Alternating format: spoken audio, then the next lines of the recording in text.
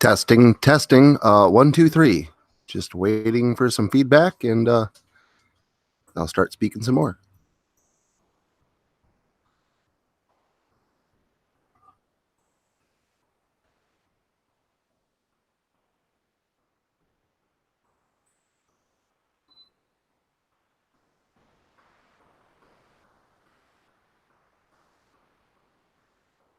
Can you guys hear me out there?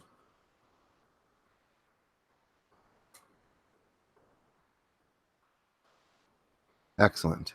I apparently cannot hear myself. That's because it seems I had my earplugs still plugged into my laptop. Excellent. There we go. Problem fixed. And I figure we'll give it another minute or two, see if anybody else files in, and we'll go from there.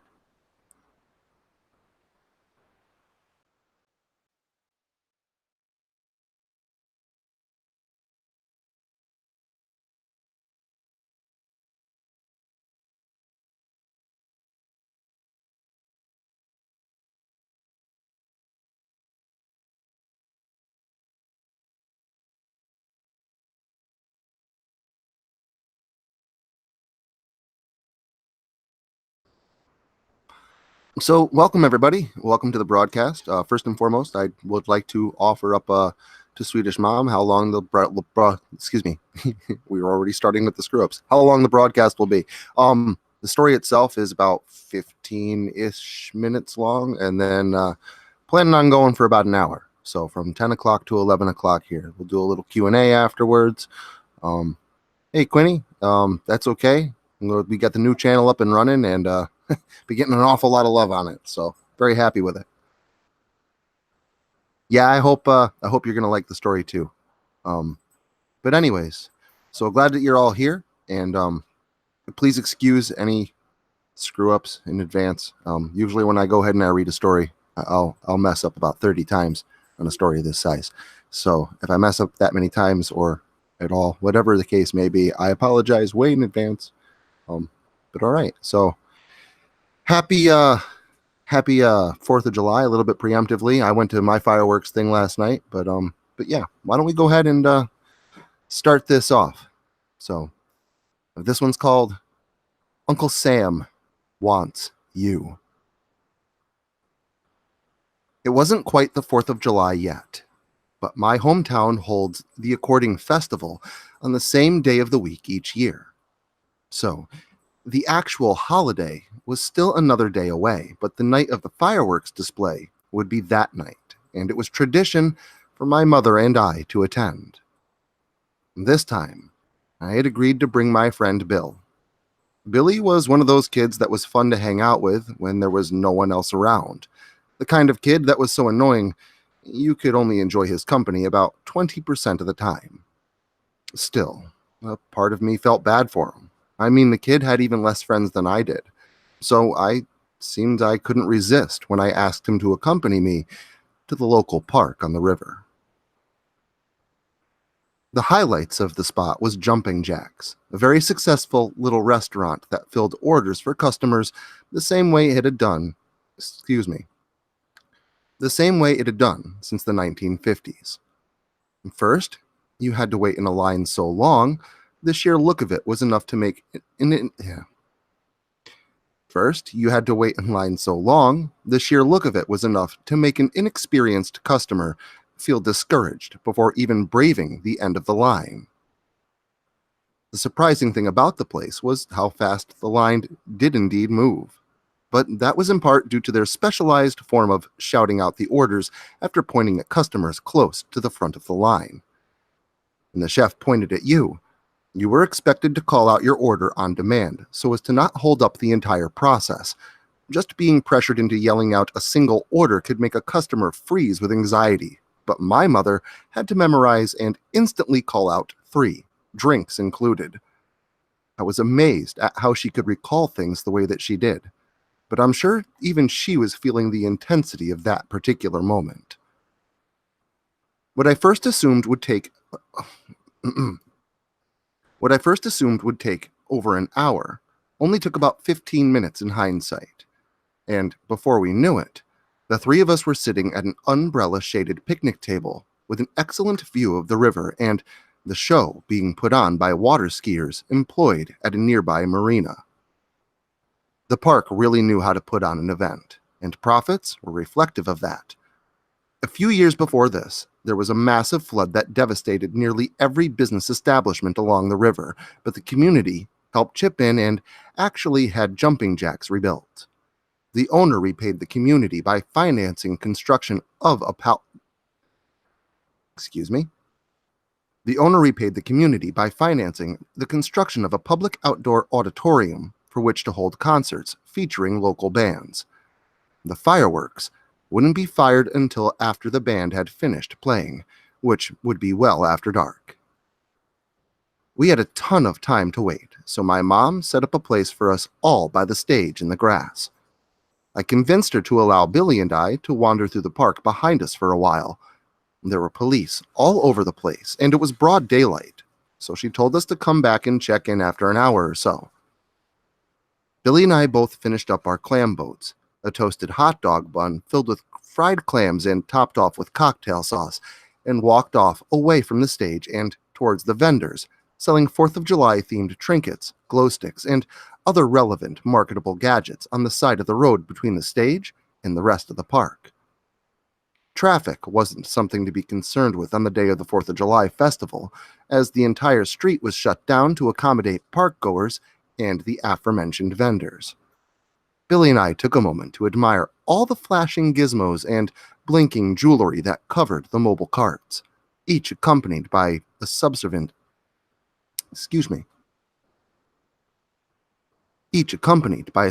vendor decked out in half the stuff that he was peddling.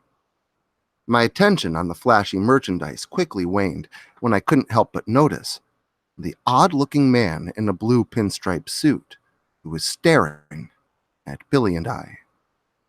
He had an iconic white beard that seemed either real or extremely realistic. He was very tall, but seemingly not due to stilts or any other such device, and his hat was similar to the size and shape of former President Lincoln's, only it was blue and red with a star-spangled band spanning the base of the radial brim. His eyes were small and sort of squinted, and his brow almost looked menacing. The man raised his arm slowly, with an index finger extended, and pointed right at the two of us. He never moved his lips to speak a word. I pointed him out to Billy, who was going on and on about how he wished my mother would buy him something that he saw at the vendor's booth, and subsequently, he barely even seemed to notice the man. A lot of people, kids mostly, were walking right by this guy, pointing and laughing in enjoyment rather than judgment, but he didn't even seem to notice or care. That fucking Uncle Sam just kept his burning stare at us, eventually lowering his hand. I convinced Billy that we should just go. I tried to keep up a happy appearance at the sight of this guy, but something just felt weird to me. Billy and I walked through an open field in the park and onto some of the walking trails in the back. We were almost always around small crowds of people, but in the distance, at least half the time, no matter where we were, I could see that bright blue suit from somewhere in the distance where we had just been. At that point, I figured the guy was following us and told Billy of my concern as we walked. He still wouldn't stop complaining about my mom, telling me he couldn't give a shit about some stupid guy in his Uncle Sam suit. I wanted him to head back to the stage and towards my mother, but he refused and told me he wanted to try and pick up some chicks. Billy was 12, and I don't even think he'd know how to talk to a girl, never mind get one to be interested in him. I humored him for a while longer, but eventually our journey brought us back towards the vendors and the stage. I told him I was getting thirsty, and I was going to go ask my mom for some money for a drink. Billy asked if I could get her to just give us the money for them, so, Billy asked Billy asked if I could just give her, or have her give us the money for them so that we could buy ourselves a couple of glow necklaces. I told him fine for now, just to shut him up, still planning on using my half for a drink. I really had become thirsty the more I thought about it. But to our surprise, when I returned to my mother to ask for drink money, she simply handed us a couple of sodas that she had purchased while we were out on our walk. I saw a moment of I saw a moment of frustration in Billy's face before she also presented us with a pair of glow necklaces, bracelets, and these really cool light-up mohawk things for our heads. Finally, I figured he would give me some peace, but my relief was cut short when I saw him at the back of the crowd near the trash bin next to the stage. Uncle Sam was just standing there. Sure, my mother commented on him, or presumably someone behind us, and looked at him, but he would just look around and seem to take everything in. But his focus was always shifting back to Billy and me. He was really starting to creep me out at this point, and I decided not to leave my mother's side again for the rest of the evening. My complacency would soon spawn deception, and my reservations eventually left me.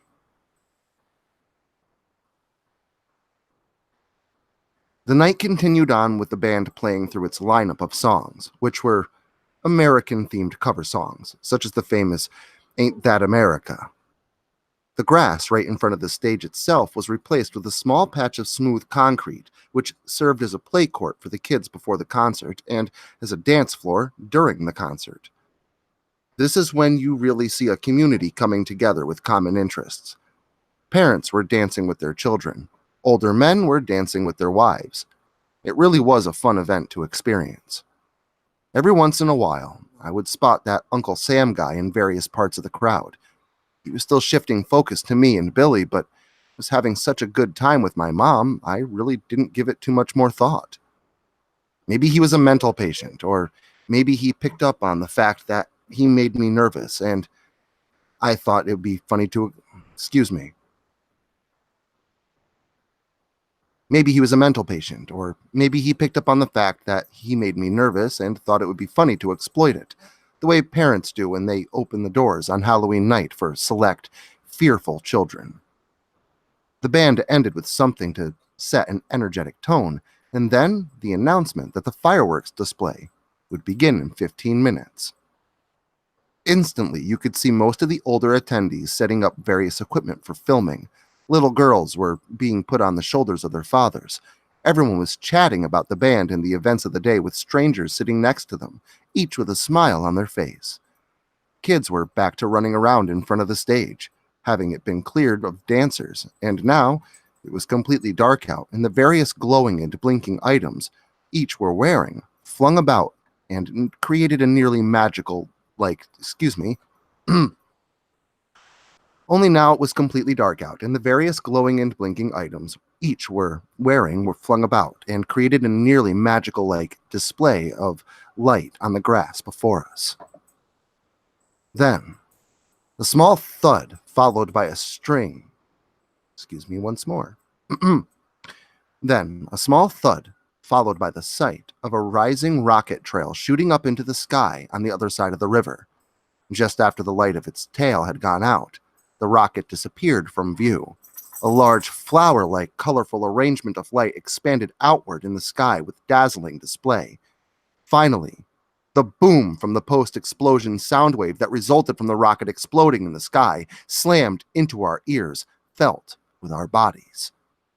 The three of us looked up in awe as we made our way closer to the stage and the river to get a better view. As the show continued, whirling spouts of light whistled as they danced near the ground as more and more rockets were set off into the black void above us. The grand finale that year was really something to see and likely cost the proprietor a considerable amount of money. When it was over, my mother and I looked at each other with smiles and laughed at how amazing the show had been. She told me it was time to gather our things and get headed to the car, as it would be a long wait to get headed home with the turnout at the festival. She told me to grab Billy and tell him to make sure that we had everything. I turned to my side and, after a moment or two,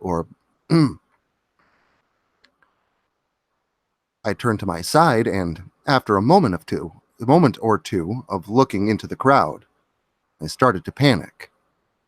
Billy wasn't there. He wasn't anywhere to be seen. I figured maybe he was just somewhere nearby in the immense shifting crowd, but the longer I stared into the sea of people, the more I felt a sinking feeling in the pit of my stomach.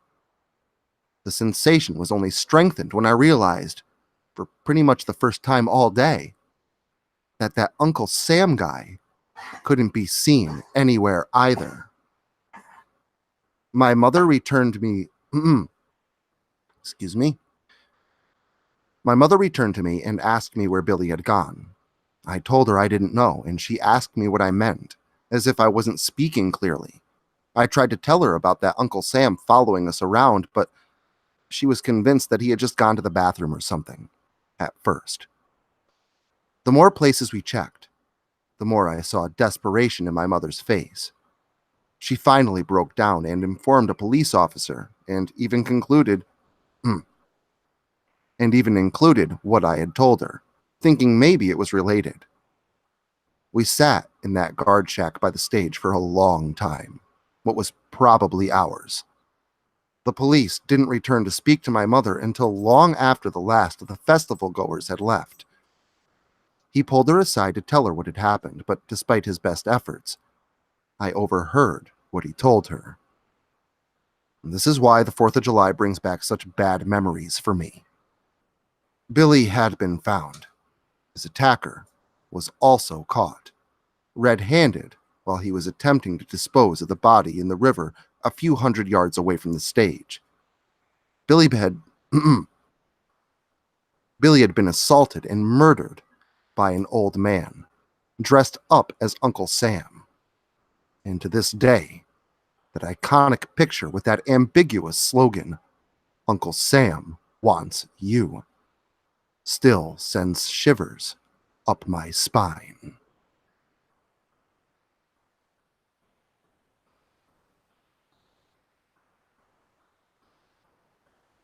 And that is my rendition of Uncle Sam Wants You. Sorry I screwed up so many times. I told you that was bound to happen, so you were all at least properly warned. Anybody who I haven't said yet to in here, because I have not been paying attention to comments as I was reading, hello, welcome. And beyond that and all my screw ups, I hope you guys did, like the story. Give me a minute. I'm going to take a drink, and I'll come back. We'll do some Q&A. I'll answer some of your questions, whatever the case may be. Hold on.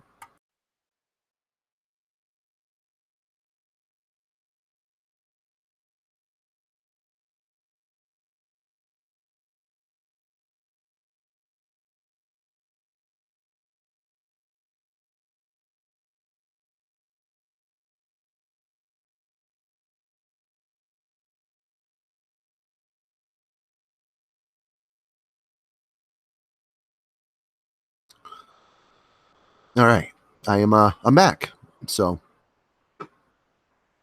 hello, everybody. Thank you. I'm glad you liked the story. Has any of you guys had a chance to go out and see any fireworks yet? Thank you very much, Wolf Child. I'm glad that you like them so much. The live ones obviously have a lot more mess ups in them than the ones I'm able to edit. Chat mods. You have to remember, I am 38 years old. Not quite sure what a chat mod is. Oh, you mean like a moderator? Like someone to run the chat room while I'm reading? That probably would be a good idea. I might look into that. Who knows? Maybe my wife might be interested in doing something like that.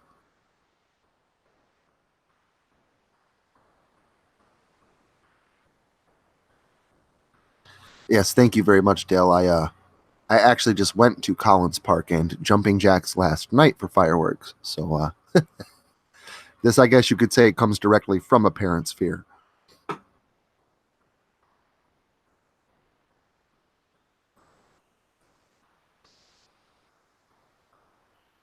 But yeah, so I hope everybody had a chance to check out today's story too from earlier, In the Shadow of Saris, written by Mark Selby. He's a really good author. A lot of his stuff he sends, just like Hillbilly Creeper, really, really great stuff. And In the Shadow of Saris was something that I really enjoyed of his. I wanted to make sure that I not just did it, I did it really first out of his stories. It's one of my favorites. So really hope you guys liked it too. Hope everybody else is doing good tonight. So really, has anybody have any plans for fireworks or anything? Last night's fireworks were pretty entertaining, so figured I would just ask. It is festive. I'm sure you guys want to know a little bit more about what's going on with the channel. I want to make sure these live streams are good for everybody. No, I do not want anybody gone. who who said they wanted Jay Push? Is that how you pronounce that? I do not want you gone. I want you to stay.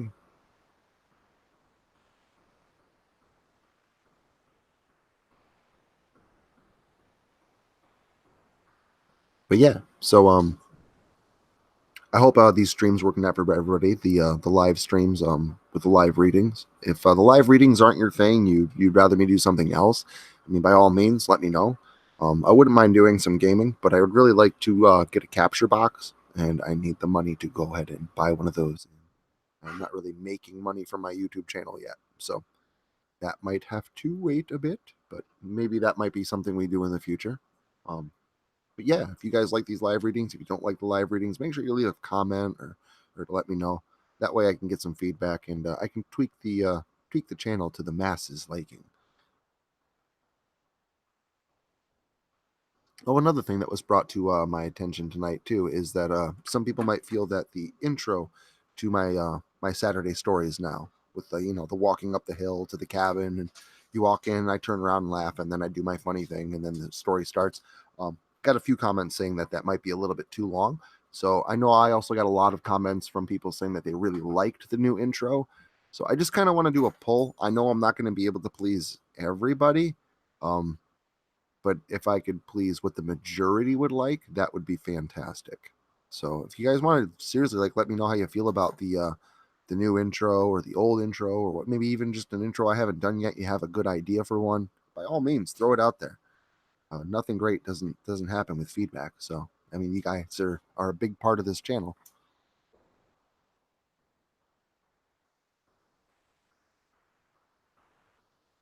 I use a blue snowball microphone.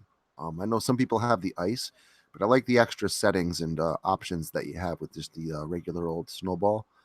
Have heard a lot of great things about the Yeti, but the snowball is economical and seems to do great for what I use it for. So can't recommend this thing enough. I think it was like $60 or something like that. And as far as microphones go, that's like dirt cheap. Yeah, thank you very much, Sexy Grandma Darkness. Always love the comments. Always love the love. Very much appreciated. Thanks for the support. Thanks for the shout outs. I do not carve summer pumpkins, but I can say I'm not against it. Halloween, man, my house every day of the year.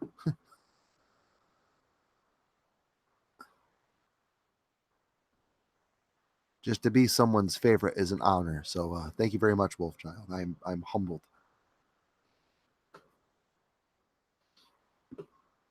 The videos on my old channel. I'm hoping I'll get my side channel back eventually after the pasta. Those videos are still up. I cannot get into the channel. It is still locked.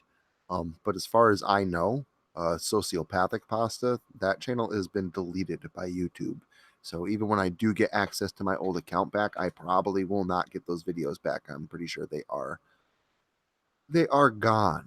So, but most of those, I mean, will be back. I'm going to be re-narrating them all. Not going to re-upload anything. Everything's going to be re-narrated, all fresh, brand new.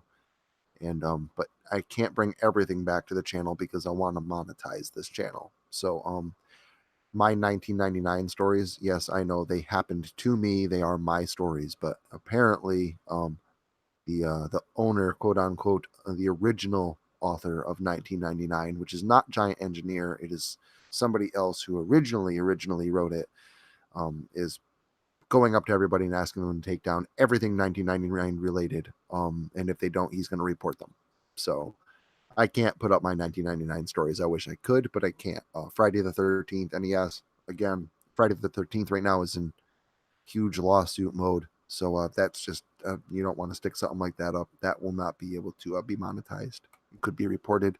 All my Disney stories, Mickey's House of Pain, The Unhappiest Place on Earth, Legendary Years. I can't put those back up. My Slender Man stories, they can't go back up. Those are all copyrighted. But the good thing is I still have, like, 100 stories. The Rake is free to use. I also have a ton of cryptids that I've kind of like created on my own, and a lot of just other random stories. So there will be a lot of content here, and a lot of it will be from my old channel, all redone and remastered. But I cannot create copyright infringement, or open myself up for copyright infringement again. So I really want to monetize this channel this time around, and maybe make YouTube pay me, which would be great. I feel they owe me. Yeah, I can't wait for Halloween either. Not sure what I'm gonna be this year because I went as Jason last year, and I go as Jason every other year. So this is my year to come up with something creative.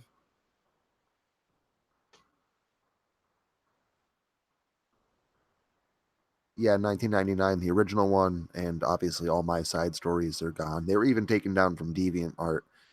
He did a search and just, like, started reporting everybody. So if I put anything up 1999 related on my channel, it's definitely going to be reported. And I want to be in good standing. We're doing good. We're already up over that 1,000 subscriber benchmark, and last time I checked, we're over 80,000 watch minutes, and 2,000 sorry, 240,000 watch minutes is 4,000 hours. So I basically need 160,000 more, have 80,000 down. We are one third of the way there in about 2.5 months. So that's I think that's pretty good.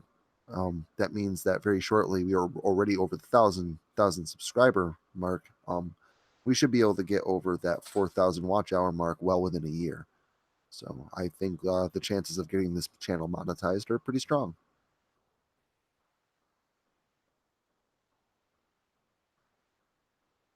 Hey, maybe I'll get it back. And if by chance sociopathic pasta I do get access to it back, and um I have all those videos. They're all resurfaced, and you get access to them.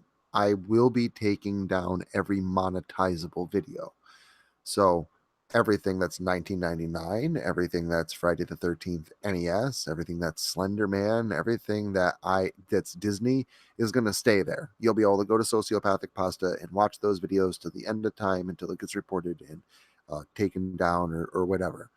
But all the monetizable content, all the stuff I've created myself, or stuff that's free to use content, stuff like that, that will be taken down, and you won't get that back until it gets re-uploaded on my channel, if it's not already re-uploaded, as it is, like the Locust Lake stories. So if my channel goes back up, all the Locust Lake stories are going to be taken down.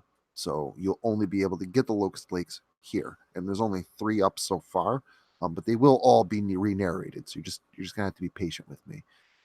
But in order to monetize the channel, I want to make sure that this is the place to go and come and watch them. But thank you. That was a pretty good question. Yes, I thank you very much, Dale. I very humbled. The Locust Lakes are they're a brainchild of Doughboy and I. Like, Casper is a literal brainchild of Doughboy's, and Jacob Treagle is my brainchild, and that's actually one of the legends I grew up with as a kid. And it's kind of neat to be able to go ahead and bring that to life, combined with you know some oh, how do I put this? Basically, alongside with some elements of my favorite movie series, which is obviously Friday the 13th. And I hope that I've seen a lot of you pick up on that. Oh, it's a lot like Tales from the Crypt mixed with these Locust Lake stories are a lot like Friday the 13th and stuff like that. They're good, like a good slasher flick. That's exactly what I'm going for. So that's like a really big compliment. So thank you. I almost hit 21,000. It was 20,000. I was actually at 19,567 subscribers when I got deleted. So, but it took me well over a year to get back up to 1,000, and I ended up getting that back relatively quickly because basically because everybody was looking for me, and I had a lot of help from the community. I had a lot of help from Spooky Boo. I had a lot of help from Swamp Dweller, and a lot of help from Tales to Chill from the Bone. I've had a lot of help basically from a lot of people that you see showing up,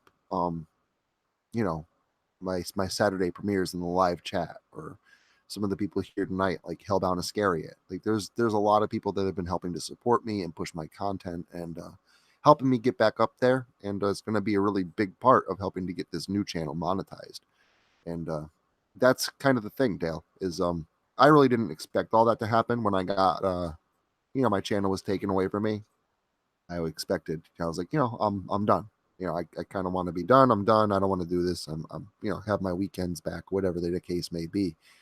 And everybody just started rallying around me, and I was defeated.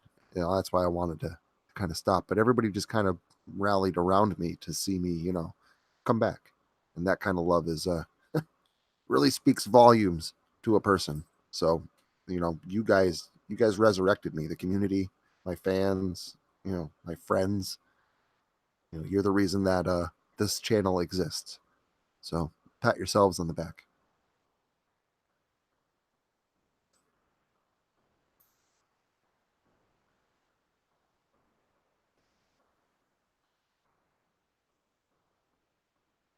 Yeah, that's a lot of people. They that same thing happened to them at ascendance. I wanted to say adolescence. I was like, oh wait, that's wrong. Yeah, a lot of people are like, oh my god, I went to your videos and they were gone or deleted. What happened? But yeah, you guys, absolutely, Dale. You're the ones that got me back. So very much appreciated. But definitely got a lot of good content coming on the way. Eventually, I'll be bringing obviously the Dreamscape series back. I really enjoyed that series. I actually really can't wait to redo it. That's going to be a ton of fun. Um, in one way, shape, or form, I would like to bring the Friday the 13th NES series back. So maybe once I get my After the Pasta channel back, my side channel, if my videos aren't still there, I will probably re-upload Friday the 13th NES there, because they never got reported, and I have all those videos downloaded. Just a matter of re-uploading them. And I know a lot of people, were requesting the Friday the 13th NES series again. Hey, thanks, Jay Push. Very, very much appreciated. Thank you so much for the sub. The next Friday the 13th, I should know this offhand, but I don't. So let me find out. I don't think there's one. There is. September. Friday, September 13th, 2013. Or 19, not 2013. I had 13 on the brain, and it's also 10:30 here. A very long day. So please bear with me. Saturdays are my errand days. It's kind of like why Fridays I do my streams typically on Fridays. Of course, then I'm also tired from after working an 11-hour workday, but I'm more prepared. I can do my narrating on Saturday when I'm done with my stream. I can just go ahead and play video games. It's just kind of like that night is dedicated to streaming. But a lot to do last night, errands to run today. So I've been a busy guy until I'm got to sitting here in front of this computer.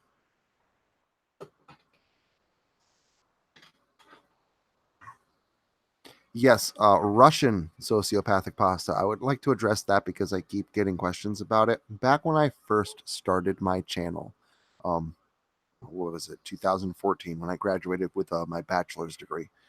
I had just put up like maybe 5 or 6 stories, and I got contacted by this guy who lived in Russia, and he really liked my stories, and he said he was introducing my channel to his friends, but they didn't speak English. So he wanted my permission to go ahead and translate my narrations into Russian. And I gave him permission to do that. So, and he did it for I think 2 stories, and then that was it. He stopped. So he didn't get very far. But that is the story of Russian me. So he's not like, trying to rip me off or anything like that. He was just basically my Russian counterpart for a couple weeks, whose videos never, obviously took off or anything like that.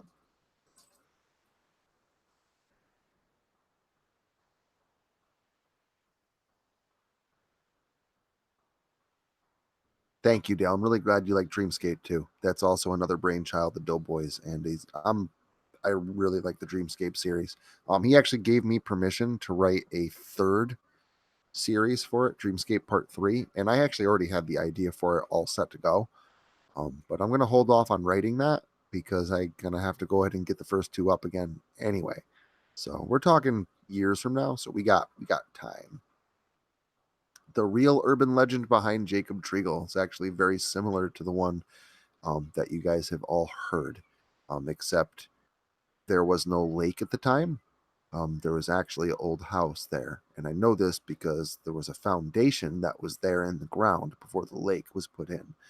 And my brothers would always tell me um, a story about the kid that used to live there and this old burnt out car in the woods. And, how he got bullied and thrown in the trunk, and the car caught fire and exploded. And the kid still, walked around the woods to this day.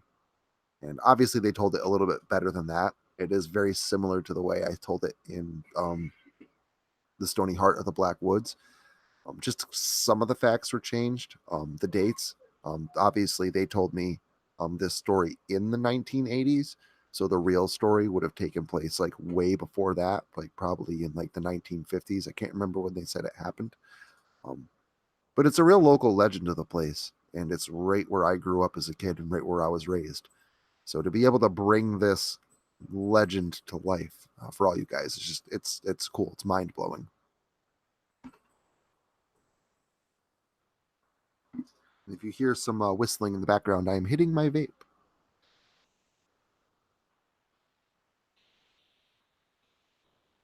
Thank you very much, Dale. Doughboy and I are actually we're basically like best friends. We're really good friends in real life. Right now he's living in Washington State, or maybe Portland, Oregon. It's like right there next to Washington or in it, like right in that area. And I'm all the way in New York. He used to live in Pennsylvania, and so did I. So we're friends in real life. We obviously live in separate places now, but we obviously keep in contact pretty frequently, daily, especially recently. And this new channel is obviously is a brainchild of both of us. He's helping me to bring this back, and he writes a lot of the Casper Stoical Locust Lake stories, and I did a lot of the Jacob Treagle ones. And then we both started trading off because eventually we all know guys that are listeners that have heard the stories before on my original channel will these killers end up coming together, and they're in the same story for multiple stories. So he did some, I did some. There's actually a couple of stories where he would write the beginning and then I would write the ending and then stuff like that. Those are typically Halloween specials, but they're always fun to do. Always in really good contact with Doughboy, and yeah, it's good to be friends with the people that you work with for sure. I do not want to chat on the phone, but I was imagining that you were talking to Dale, not me, now that I'm reading. But yeah, I talk on the phone all day long, every day. It's like part of my job. So I'm good on the phone conversation.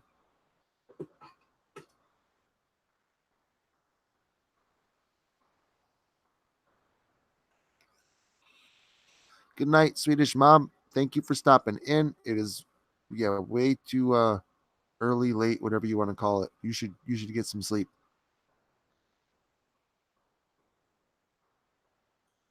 That ISB, I really can't say. That's a matter of opinion. For me, this is how it's been for me, switching from vaping to smoking. I smoked for about 12 years. My wife smoked longer. I ended up quitting because she couldn't breathe in the morning. She was wheezing, and she just wouldn't quit smoking because I was still smoking. I know if she was going to quit, I'd have to quit for her to even have a chance. So I switched to the vape.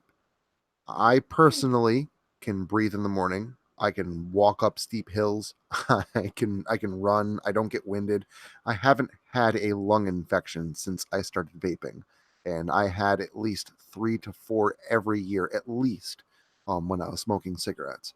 So personally, the vape is working out great for me, and it's a lot cheaper. But I don't want to recommend anything. And I want people to make their own decisions on stuff. There is no studies yet on long-term uses of vapes, but don't believe everything you read in the news. The last time Americans did a vape study was like back in 2016. There are more recent studies. They're from Russia. They're not typically published in America. You can do a YouTube or not YouTube. You can do an internet search for them. They have found that vapes are 95% safer than smoking. So they're like they do the same damage that a cigarette would do apparently, just only 5% of that damage at a clip. And as far as nicotine is concerned, it's addictive, but negative drawbacks. I mean, yeah, you can overdose on it if you go crazy, but you kind of have to go crazy on nicotine to overdose. Beyond it being addictive, the only side effect is it increases cognition abilities. So it makes you a better thinker. So I've actually, and I was going to college. I actually was listening to a few seminars where there were actually a few professors who encouraged the use of nicotine, not smoking, maybe the gum or whatever, but they encouraged the use of nicotine because it increased capabilities for doing schoolwork. Yeah, I'm startup costs on a vape is a little bit expensive. My vape, if you get the tank, the box, everything included, you want a good tank and a good box. I mean, you're looking at least 100 and $20 startup fee, maybe 140, somewhere around there. You got to get your vape juice. That's going to be like another $20 for whatever flavor you want.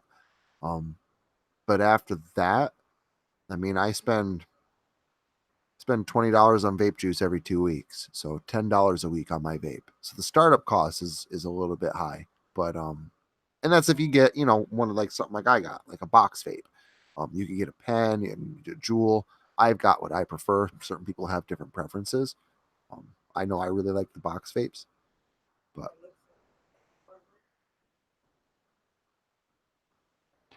my old videos, like on my sociopathic pasta channel, most of them are gone forever. I did have most of them up on a external hard drive, which died on me about a year and a half ago. So all those videos on there are gone. So the only backups I had were on YouTube, and now that YouTube has deleted my channel, I fear those videos are completely gone. I had a few that I enjoyed that I downloaded, the Friday the 13th series. I have every single 1999 video that I've ever made. Those are all gone, or those are all in my possession. I have them. Pen Pal, obviously, I still have that because I was able to re-upload it with the author's permission. So I'm just putting that out there. Pen Pal was uploaded with the author's permission. Got a hold of him. Dathan Orbach, you're awesome, by the way. Um, yeah, forever. So I mean, unless I get an email from the guy who contacted me about my 1999 videos, you'll never see those again. Those stories are gone forever. Um, Same thing with my Disney stories. Unfortunately, I'm the one that wrote them and wasn't thinking about copyright infringement. I was just like, hey, let's write about copyrighted content, and that's just not a good idea. Maybe someday on like a side channel that's not associated with the email that I have for this channel, so that way this channel doesn't have any kind of bad repercussions of another channel being reported. I might go ahead and upload those videos again, but the 1999 videos I can't because the guy is basically being a Nazi. Even though the ones that are about me, like I feel I should be able to go ahead and upload those. If I'm going to be stalked by a killer who was basically copycatting himself off of something in a story that he supposedly wrote, I feel I should be able to go ahead and upload my story. Because it doesn't necessarily have to do with his story. It has to do with a copycat of the guy from the story. So I don't know. That one's up for debate, but let's face it, YouTube's just going to delete all my content in the process of fighting it. So it's not worth it. I can't upload it. Hey, Autumn, I'm glad you made it.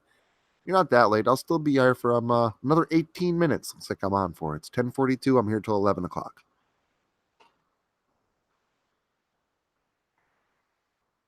Yeah, it's lame. I agree.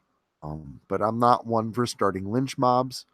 I don't want like internet. Go get this guy. So, I mean, if you haven't noticed, I haven't dropped the name, and I'm probably never going to. The only people that I think should know this guy's name are the YouTube creators that he's contacted. He shouldn't get backlash from fans, but I do think it's ridiculous that he would report the videos that the side stories I wrote about me, myself. I don't think that's fair. But what are you going to do? Can't fight City Hall. Yeah, I suppose so. Just like I know the guy that reported my original channel and had it taken down, who is not the guy from the 1999 stories. It was a completely different guy. I'll never forget that guy's name either. But the only people I've told that one to is a few other narrators and content creators, only because they asked because they didn't want to make the same mistake of reading this guy's stories and being reported. But this guy only publishes on urbanlegendsonline.com anyway, and no one else seems to read stories from there because they all know that you shouldn't. So, my mistake, I shouldn't have done that.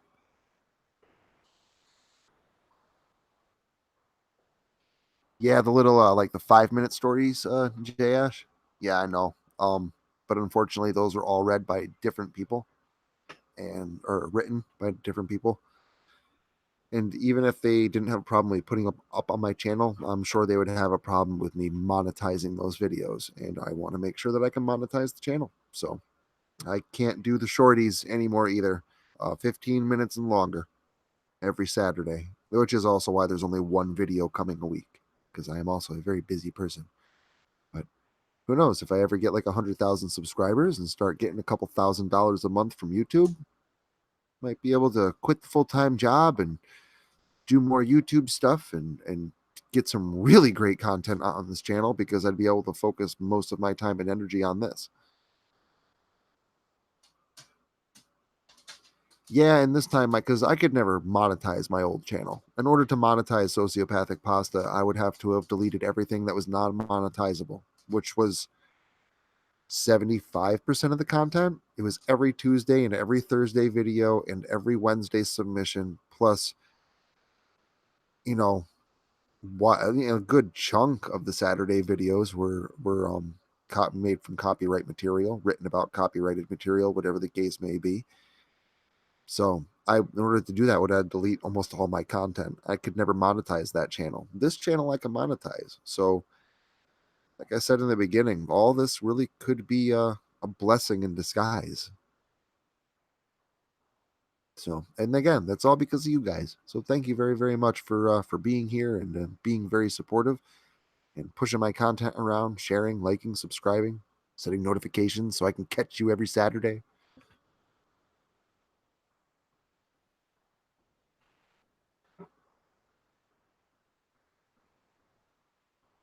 Yes, I do original stories once every single month. Um I actually just read an original story, The Memory Eater, was last week. That was not read on Sociopathic Pasta. That actually hasn't been read on any channel ever. That's brand new. That was written by Hillbilly Creeper himself. And but yeah, so that was his original. I did one before that written by Doughboy. There's one coming for July. Once a month, you will get an original story never heard on any channel before, not even my old one. And also once a month, you'll get a Locust Lake uploaded. The other two stories out of the month will be, ones that I've already have pre-written of my choosing. And then obviously you get one live stream a month as well. So trying to make good on promises. uh, which is think I'm doing pretty good so far. Really haven't missed a stream or an upload yet. The only stream I missed is, I mean, I guess you could argue that this month I missed it because I do them on Fridays and today is Saturday, but this was pre-planned.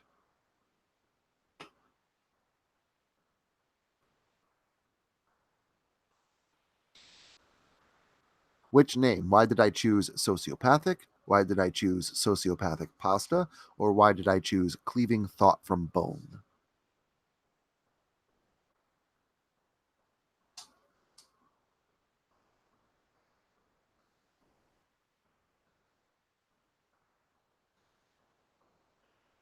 Sorry, I'm just I know there's a delay. Figured I would wait for that answer because that one. Cleaving thought from bone. Um the reason I chose it for this channel specifically is because it's the name of my second book. And some of the people from my original channel might have, recognized that name. Hey, Cleaving Thought from Bone, wasn't that the name of Sociopathic Pasta's second book? And be able to find this channel through association. So that was kind of the big part of that reasoning. As far as the reason I came up with the name for the book, um, I believe that has something to do with the last story in the book. And that's something I really can't divulge because that's a story that has never been narrated anywhere and never will be. Because my first book and my second book, I only have two. Each of them have a story that is exclusive to the book. A very, obviously, very small incentive to go out and buy them. But they are cheap. $1.99 and I believe $2.99 or maybe $3.99 for the second one. They're not like wicked expensive. Can only get them on Kindle. I don't have the capital to go ahead and print them out into a paperback or something like that. The first book is also on Audible, so but no music in the narration, but the narration's very clean. But yeah, but that's where I got the name for this channel, is from my second book, and I did that for association purposes. Same reason that my name on Twitter is still Sociopathic Pasta. But you'll see that I have noticed that I've dropped the pasta part of my name, and now I am just strictly sociopathic.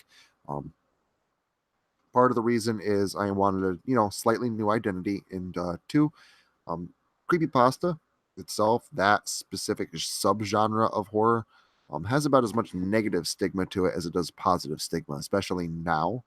Um, and I wanted to get out of just being a creepypasta narrator per se and being a horror narrator. So I purposely dropped the pasta from my name, but I kept it that way on Twitter so that way people have a way to search for me.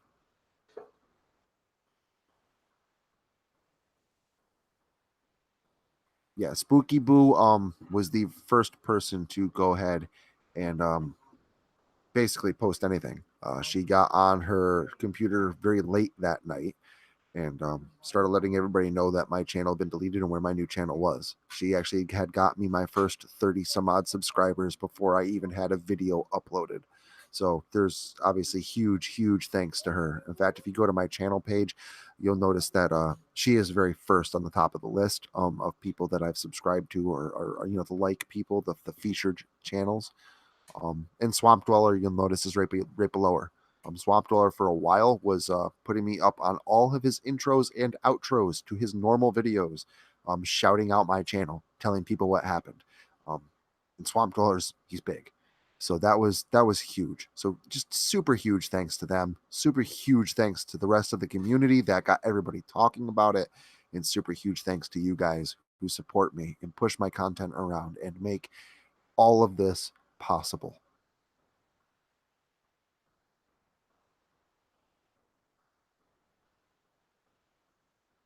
Yeah, I've been a horror lover ever since I was a very little kid.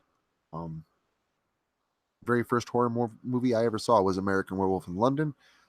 Very shortly after that, I saw Jaws, and by the time I was 4.5, I was very interested in Jason Voorhees, and by the time I was 5 and just learned my Roman numerals, um, I saw my very first Friday the 13th movie, which is Friday the 13th Part 7, The New Blood. The links are at the bottom of every one of my Saturday videos, ISB. So if you go to like In the Shadow of Saris, in the description below, you'll find links to every one of the books. Both versions, the audible and text version of my first book, and the text version of my second book.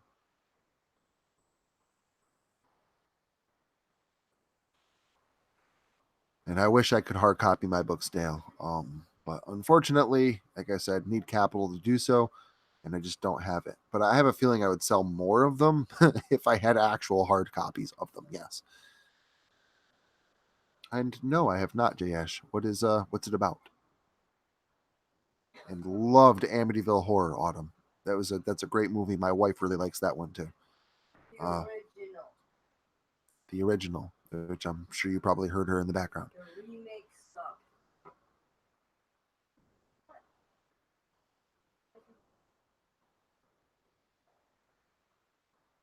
I'm just hitting my vape, so I'm still here.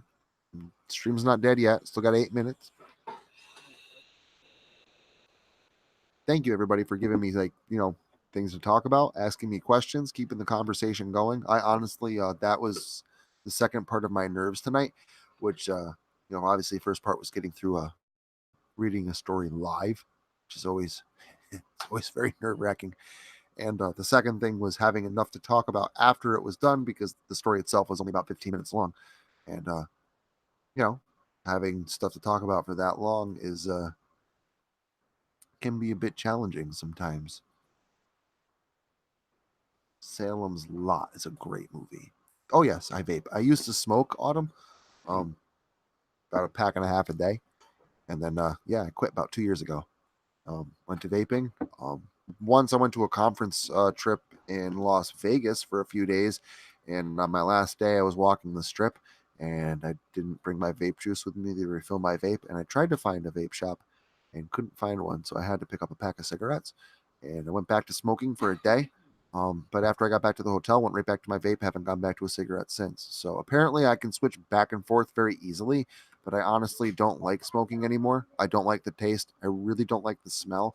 I don't get on people for smoking around me. I don't yell at them, oh, I don't like your cigarette. And that's not me because I used to be a smoker and I vape. I kind of still consider myself a smoker, I guess you could say, because not everybody likes vape. Um, but yeah, I mean, you could say I quit smoking about 2 years ago. Huh. Yeah, Jayesh, I'll have to check that out. That sounds really interesting.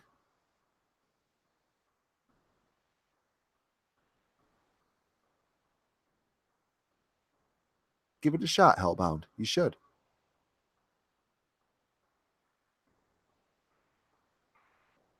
Thank you, Autumn. You probably could best you missed the live reading. I think I screwed up like 12 times or something like that. Uh, so if you want to torture yourself, that will be published on my channel after the stream ends, so you can go back and listen to it if you want. The full story is there. I probably will edit it together a little bit and repost it as a repurposed live stream like I did with Flutters last month, so that way you guys can listen to it with music, maybe a couple sound effects and stuff like that. A little bit more traditional. Won't have that really long intro to it, so those of you that don't like the really long intro of the Saturdays, that won't have it. But currently, unless I hear a whole lot back from people that don't, I do know that I've gotten a whole lot of more, hey, I really like the new intro, than people then said it was too long, they don't like it. So for a while, I probably will keep it for a little bit. But like I said, if I start getting a whole bunch of complaints from a bunch of different people, I'll obviously change it back to the shorter intro.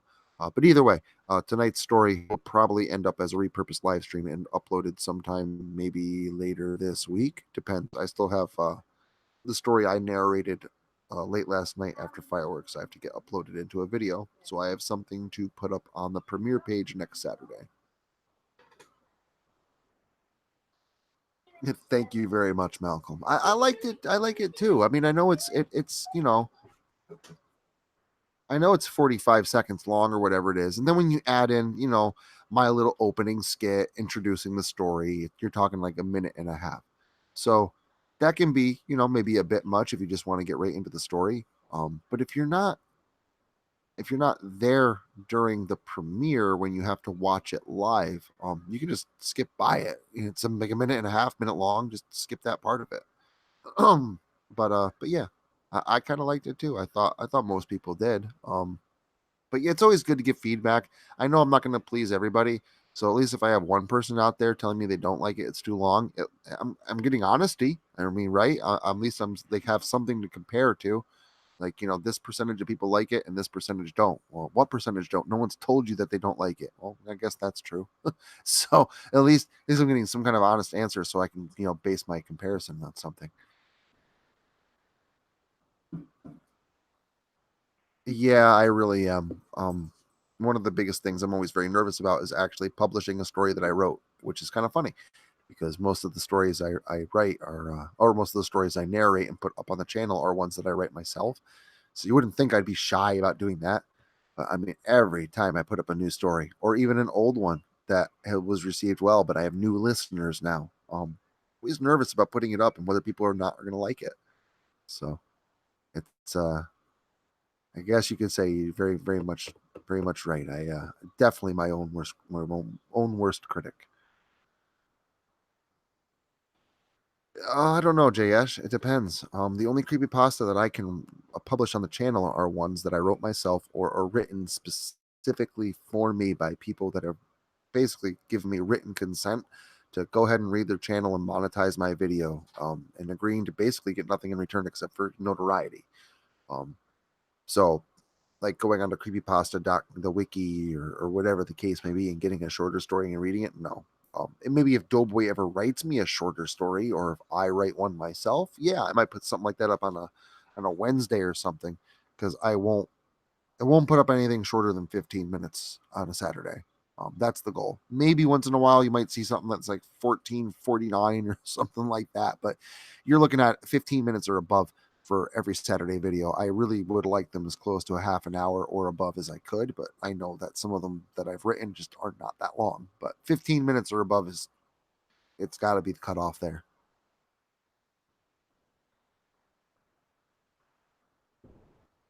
Thank you very much, Malcolm. All the ones written by L.W. Sutton are me. That's my pen name. Has been ever since I was in school. Got one more minute, but quick story about that. When I was in school, same thing. I used to write poetry when I was in high school. Not something that, is accepted very well by your teenage peers. So I was also a part of the school newspaper. And because I was a part of the newspaper, I was able to submit something myself, and but I said it was from someone else who called themselves L.W. Sutton. And I don't know if you want to take this as a good thing or not. I guess I kind of did at the time. My English teacher was the head of the school newspaper, and she didn't. She read the poem itself, and she didn't believe that it was written by a high schooler. She went and tried. She thought it was plagiarized. She went through the school register and looking for an L.W. Sutton. There was nobody with the last name Sutton in the school. She had everybody in the class go across the hall into the library and spend the entire class digging through the library, seeing if they can find a reference for an L.W. Sutton. I had to eventually go up to her and tell her in private that I was L.W. Sutton, and just was very embarrassed about publishing my work. At which point she told me that she was, wish I would have told her sooner. Uh, but she was very impressed with my writing style, obviously, and use of imagery and stuff like that, description. Um, and yeah, so she was pretty happy with it. So, but that's been my pen name for a very long time. So that's why it actually kind of precedes Sabian and stuff like that. It's completely different, but that's me, L.W. Sutton. But it is time to go. It is 11 o'clock. I hope that I've answered everyone's questions. I like the MLK as a pseudo name, Malcolm, for sure. Can kind of see why. Excuse me, voice cracking a little bit there. I need a drink. But yeah. Anyway, I can kind of see why. There's a lot of strength behind that kind of a name. But anyways, I want to thank you all for coming in. I want to thank you all for being here. I want to thank you all for putting up with me, all my screw ups, listening to me ramble on, and divulge some of the stories from my childhood. So, Wrathful Descent, good night to you too. JS, good night to you too. Everybody else, thank you. Dale Johnson, Swedish Mom, I know you're not here anymore. Thanks for showing up. Uh, Thanks, Sexy Grandma Darkness. Thanks, everybody, for being here. Thanks, everybody, for supporting my channel. Thank you for everything that you have done and are still doing for me. I will not forget it. And if all you narrators out there, anybody, I will be shouting you out as well in the future if I have any choice to say about it. If I end up becoming, recognized by the community like I used to be, I'm bringing you with me. So just thank you very much, everybody, for everything. I will see you all again next Saturday at the premiere in the live chat, and we will stream again next month. Thanks for being here, and have a great night. Bye bye.